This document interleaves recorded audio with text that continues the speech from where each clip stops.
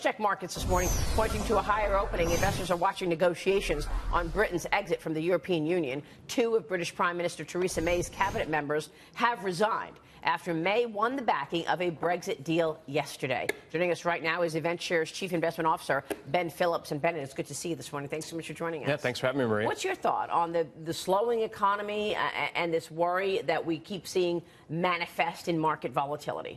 You know, I think it's a valid concern. I mean, we've seen China actually disrupting some supply chains. And we said earlier this year, if we started to see that happen, that would be a sign to start de-risking. And so I think that's what's driving markets right now is we're seeing Midwestern CEOs saying they can't get certain components that they've sourced from China for 2 decades. We saw Heidelberger Druckmaschinen, and pardon my German, who had a machine delayed at a port in Canada. So we're seeing all these issues where they're just starting to spark up, and it's strategic on China's part, where they're trying to put some pressure on us, too. So do you think there is just the implicit agreement that the government has made with the people is backfiring, right? Because the whole idea was this consumer class was supposed to be empowered and be strengthened, but now with these trade deals and a lot of tension between us and China, it seems like maybe that's breaking.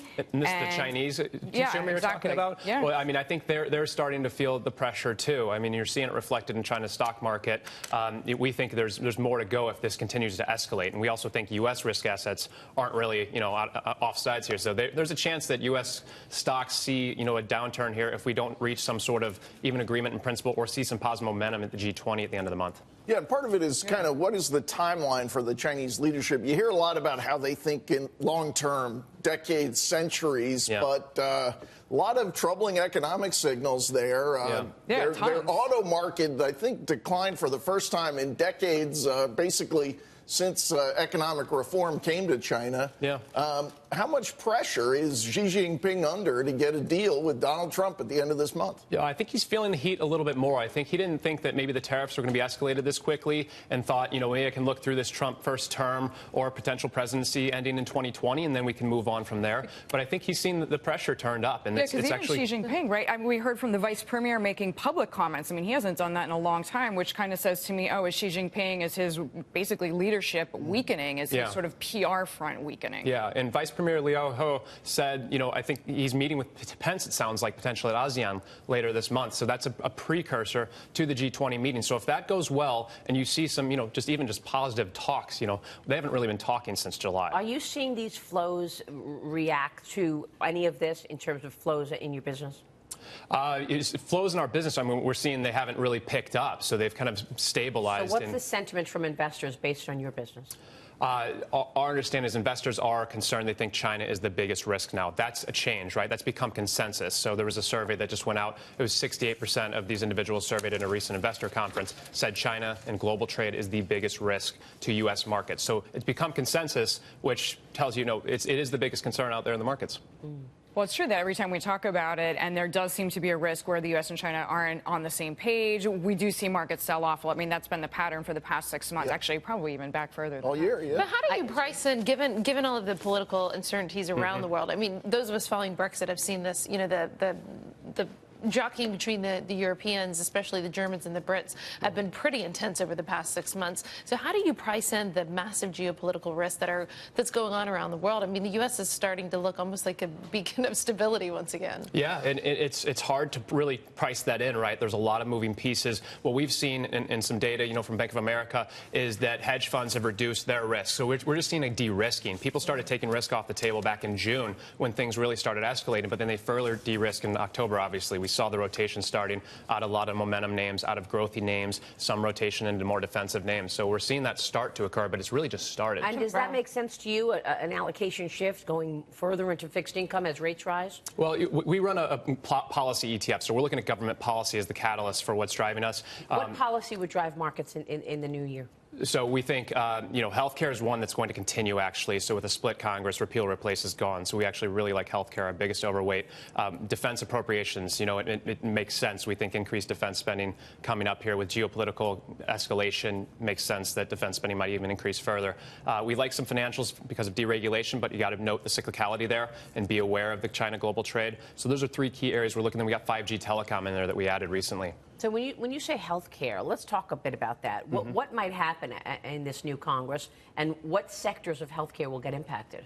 Well, it's really a continuation of the ACA and Obamacare build-out, right, and expansion. Medicaid, Medicare expansion at the state level is really driving this. So it's good for the ACA insurers. They had a bad day yesterday, but they rallied the day after midterm. So it's interesting. They've been kind of going up and down. Our view is it was just a little selling. They're up, 30% plus year to date. So it's just kind of some profit taking there probably. But hospitals are in a better shape too now because they have an expanded payer base at the insurer. They have lower bad debts. So we like hospitals going forward in the outpatient facilities. And the last component of that we like is the health tech. And it's really about improving efficiencies, driving better patient outcomes, which ultimately lowers costs for the whole system. So we like this whole trifecta play in healthcare. Yeah, that's interesting because even in the midterms, as we were talking about, for independents and for Democrats, healthcare was the #1 issue, which, I was somewhat surprised to see that came from our own internal data, more important than taxes, more important than the economy. I mean, it was healthcare pretty strongly, double digits, and much more than any other issue. But as it relates to defense spending, the president's Office of Management budget has proposed a pretty significant double-digit decrease in defense spending, and of course, you're seeing the Democrats in the House saying that if you want any amount of defense spending, that you're going to have to offset it with domestic spending. Therefore, is any sort of talk about the deficit and the 17% that we added in the past year, is that just dead? Do you think in the next 2 years? I mean, Washington has shown pretty much zero fiscal restraint on either side. On both sides, yes. Yeah. And that's why I said Washington. The entire yeah. Area. Our view is that it continues to be that dollar for dollar increase, and so even if it's $700 billion in defense spending, that's a strong number historically. And again, if there's any sort of escalation anywhere in the geopolitical world, that's going to cause increased defense spending. We think so. We think it's a pretty good outlook for defense, and we do agree with you that it's dollar for dollar increase in domestic and defense to get it done. Markets are not worried about the debt. It doesn't seem. Not yet. They're not until they are, right? Yeah. And one day they may wake up and say, wait a second here. We're going to be paying $1 trillion or have $1 trillion deficit each year. October was a standout month. Yeah, right? Let me bring the breaking news back here because, Morgan, Saudi Arabia is saying this morning that 11 suspects have been indicted in the murder of the journalist Jamal Khashoggi, with Saudi prosecutors requesting the death penalty for 5 of these suspects. Morgan Ortegas, your reaction? So I think that the president, this administration, and quite frankly, world leaders have made it clear to Saudi Arabia that someone was going to need to be held accountable to this. I don't think that anyone ever thought that it was going to go all the way up to the Crown Prince. And so far, it looks like the U.S. intelligence agencies are sort of backing up Saudi Arabia's claim that the Crown Prince wasn't involved. Well, I don't think we're ever going to know the truth here, but I think it was overdue to hold people responsible, and that's what this administration wanted, and quite frankly, what the world wanted. Yeah, so now, after, is this supposed to be the issue that allows us to move forward and beyond this issue with Saudi Arabia? I think so. I mean, something that I would keep my eye on, Maria, is that the Democrats, many national security Democrats, have called for Saudi Arabia to end the war in Yemen because of the numerous documented human rights atrocities there. I would add that the reason that we have a war in Yemen is because Iran is fomenting the Houthis, and so who are a group in Yemen that are causing a lot of havoc into Saudi Arabia. So that is something I think to watch closely, because you're starting to see Democrats in Congress move away from Saudi on Yemen and some of these other issues, and they're going to continue to hold this murder, the Khashoggi murder, as a principal reason why we may perhaps do not need to sell this amount of weapons to Saudi Arabia. I will watch that. Ben, final word from you. Would you put new money to work in this market right here? We're a little cautious. I'd be more on the short side and looking to raise some cash. Where are you short? Short, we looked to some China names. We're not short in the portfolio currently, but we looked to some potential Chinese ADRs, some U.S. companies that are exposed to a Chinese supply chain and have risk of disruption there. We're going to watch to see how this G20 plays out. Yeah, the G20, that's where the conversation should happen between the president and President Xi. Yeah. Ben, good to see you. Good to see you. Thanks so much. Ben Phillips joining us there.